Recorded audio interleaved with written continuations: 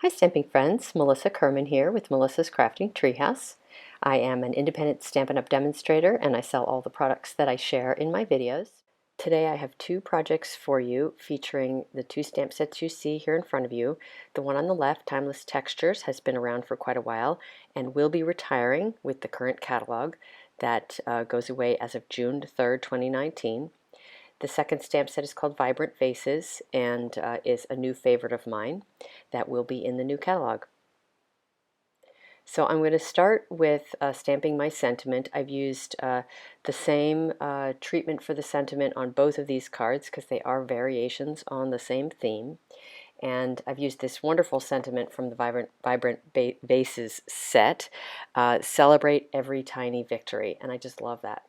So you see me pulling out a little piece of cardstock right there. I keep a stash of little pieces that are left over from other times when I've made projects, and they come in handy. So in the case of this card, this cardstock size, this little scrap, was perfect size. So if I were making multiples of this project, I'd be all set to go with multiples already cut for me.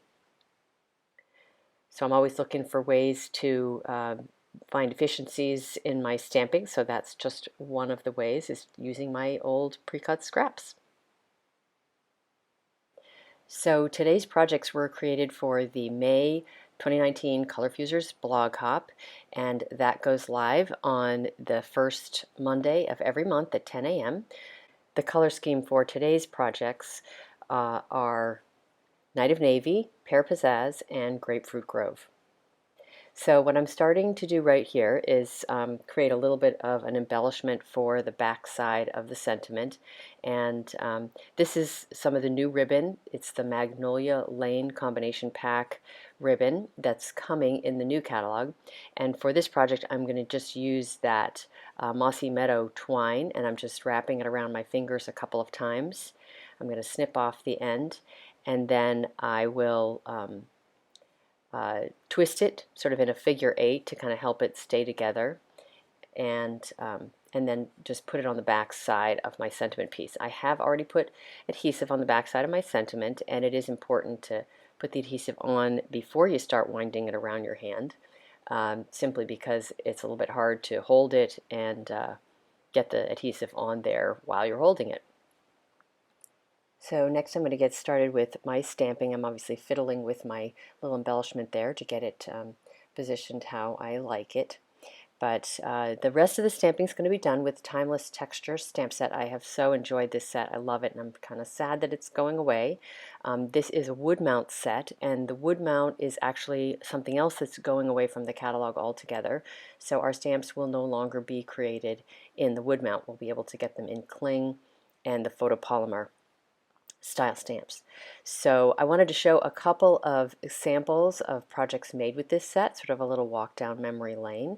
Some of them are swaps like this one, and some of the other ones are projects that I've actually made myself, and I've so enjoyed this set I'm going to miss it a lot.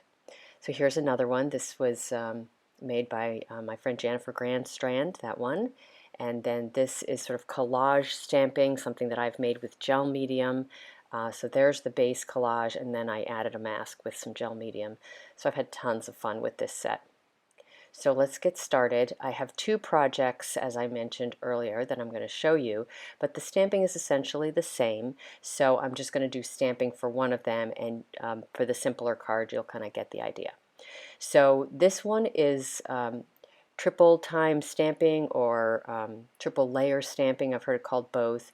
So you're basically taking 3 layers and putting some temporary adhesive on the back side of them. They're sized so that they are proportional to one another and sort of line up, as you can see, the 3 different rectangles. So I've started with the first one, again with temporary adhesive, and I'm going to do the second one. I'm attaching these all together. And then I'm going to start stamping over that whole set of 3 images. I'm sorry, 3 pieces of cardstock. So I'm going to start with my favorite image in the set, this sort of flourish, and I'm going to be using the Pear Pizzazz ink and stamping it sort of with the stem towards the center and straddling all 3 layers, and I'm just going to kind of create the pattern that I like. And I'm going to use first and second inking with this image. So I've got the camera, of course, on high speed now, so doing the first, second, and actually some cases third inking of that image in the Pear Pizzazz. And then I'm going to come in with my Night of Navy. Now this is a pretty strong dark color, so I've stamped off and put that in 3 different places. And then last but not least, I'm coming in with the Grapefruit Grove and that little speckle image, and again doing that first, second, and third inking here and abouts. So for each of the rectangles that I've just stamped on, I have coordinating Night of Navy cardstock pieces that are a little bit bigger to act as a frame for each of them. So the biggest one, of course, is the card body, but I've also put adhesive on the back sides of all of my cardstock, and if any of you guys know me, you know I always stamp on the back side because I'm always doing multiple versions to pick the one that I like the best. So I've taken the smallest layer, of course, and attached it to its layer of Night of Navy, and then I'm going to take the medium size layer and put it on its backing. And again, I did the adhesive on the back sides of these off camera, which is why they're on those little plasticized sheets right there. And now, of course, I'm going to line up that centerpiece, make sure that it's oriented in the way that I stamped it. You see I'm testing it out there also. And I'm going to go ahead and place it over the largest rectangle. So I'm essentially assembling the 2 larger stamped layers with their respective backings, and then I'm going to focus on the smallest rectangle because I've added a few little embellishments to that piece. So I'm starting off by just testing to make sure that my piece is oriented properly and that I'm putting my gold metallic thread in the right spot. So I've put some adhesive on the back side of that rectangle, and I'm just winding it around. Now this gold thread is also retiring from the annual catalog. We're going to be keeping the silver and rose gold, but this actual gold will be going away. So I wanted to add a little bit of bling to this card, so that's why I've added that wire thread to the bottom.